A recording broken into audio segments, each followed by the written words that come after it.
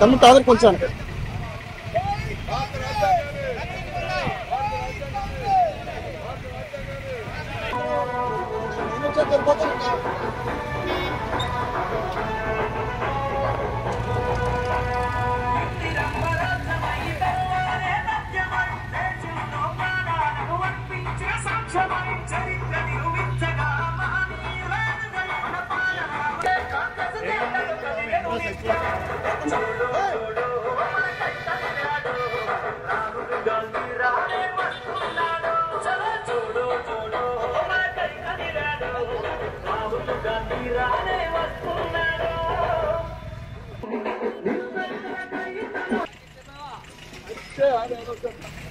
Sir దగ్గర ఉండుకున్నా phone చేస్తావా అనుకుంటా భారత రాజ్యాంగాన్ని రక్షించుకుందాం. 50 మంది కార్యకర్తలు ప్రజలు ఈ దేశాన్ని కాపాడుకుందాం. ఈ 11 సంవత్సరాల మోడీ పరిపాలనకి తెర దించుదామనేటువంటి నినాదంతో తూర్పుగోదావరి జిల్లా గోపాలపురం నియోజకవర్గం గోపాలపురం నుంచి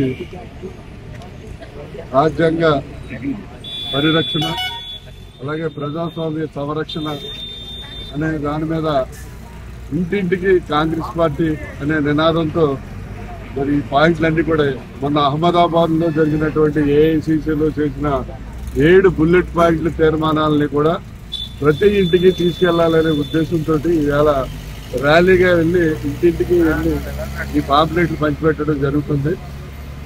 ఈ ముఖ్యంగా ఈ ర్యాలీ ఉద్దేశం ఏంటంటే ఈవేళ మన భారతదేశంలో ఎన్డీఏ కూటమి ఈ రాజ్యాంగానికి తూట్లు పడుతున్నారు. మొన్న పార్లమెంట్ లో అమిత్ షా గారు కేంద్ర మంత్రి హోమ్ మినిస్టర్ అయి ఉండి అమిత్ షా గారు మరి అంబేద్కర్ గారిని పార్లమెంట్ సాక్షిగా దూషించాడు. చాలా దారుణం. అంబేద్కర్ అంటే ఈ భారతదేశంలో ఉన్న అందరికీ అన్ని కులాలు అన్ని మతాలు అందరికీ ఒక దేవుడు లాంటి వాడు. అటువంటి వ్యక్తిని దూషించి ఈ రాజ్యాంగాన్ని అంబేద్కర్ రాసిన రాజ్యాంగాన్ని తూట్లు పడాలనే ఉద్దేశంతో ఈ బీజేపీ ఎన్డీఏ కూటమి వాళ్ళు రకరకాలుగా ప్రయత్నాలు చేస్తున్నారు.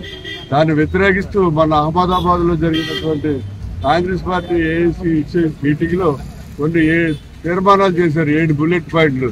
ఏమిటంటే మన భారత రాజ్యాంగం గర్వించదగ్గ ఇప్పుడు ఏదైతే కార్మికులు ఉన్నారో ఆ కార్మికులకి ఈవేళ మనకి సరైనటువంటి ఫెసిలిటీస్ కానీ సరైన జీతాలు కానీ లేవు.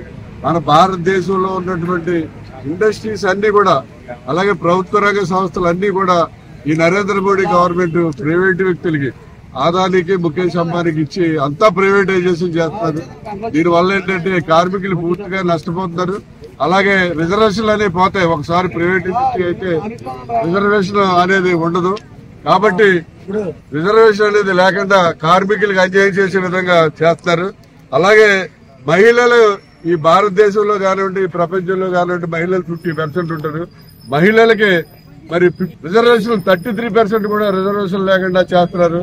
మహిళలకి రాహుల్ గాంధీ గారు ప్రధానమంత్రి అయితే మహిళలకి 50% ఇస్తామని కూడా చెప్పడం జరుగుతుంది.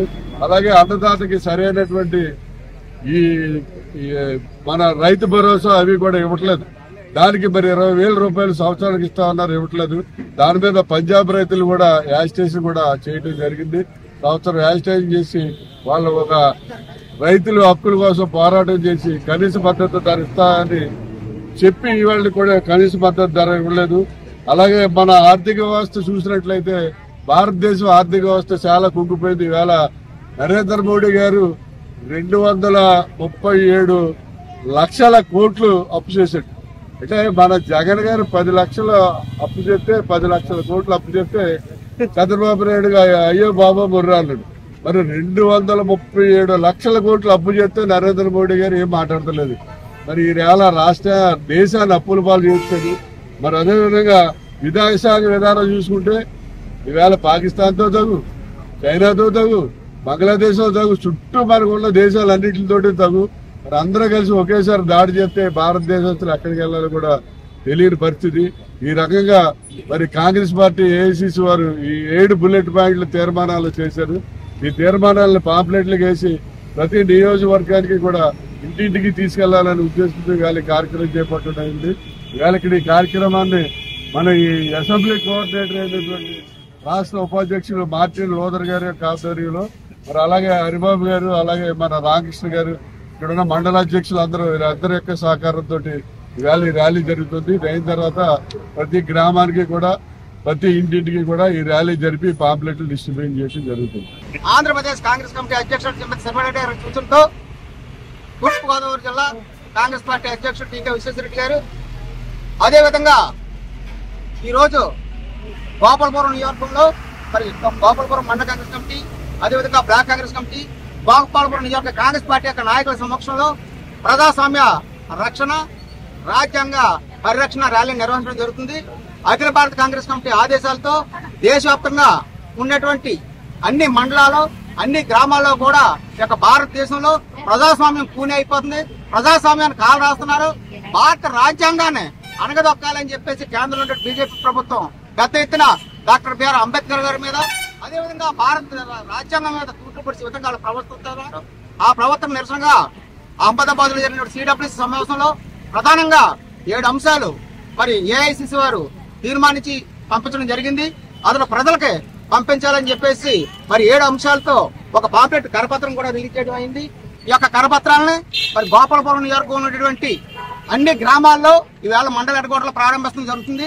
ఇది మా అక్కడ ఉండేటువంటి మండల కాంగ్రెస్ కమిటీ అధ్యక్షులు, అదేవిధంగా గ్రామ కమిటీ అధ్యక్షులు, జిల్లా కార్యవర్గ సభ్యులు, రాష్ట్ర కార్యవర్గ నాయకులు, అనుబంధ అధ్యక్షులు అందరం కూడా ఆయా గ్రామాల్లో ప్రతి ఇంటికి కూడా కాంగ్రెస్ పార్టీ గతంలో ఏవైతే సంక్షేమ పథకాలు ప్రవేశపెట్టింది, ఈవేళ కేంద్ర రాష్ట్ర ప్రభుత్వాలు ఇచ్చిన హామీలు నెరవేర్చడం ఏ రకంగా విఫలమయ్యనే దాని మీద క్షుణ్ణంగా ఇందులో పొందుపరచడం జరిగింది. ఇవన్నీ కూడా ప్రజలకు అర్థమయ్యే విధంగా మరి మేము పాంప్లెట్ రూపంలో ఈ పంచడం ఈ రోజు జరుగుతుంది. ఈ సమావేశంలో అనేక మంది ప్రముఖులు మరి కాంగ్రెస్ పార్టీ నాయకులు కూడా పాల్గొన్నారు.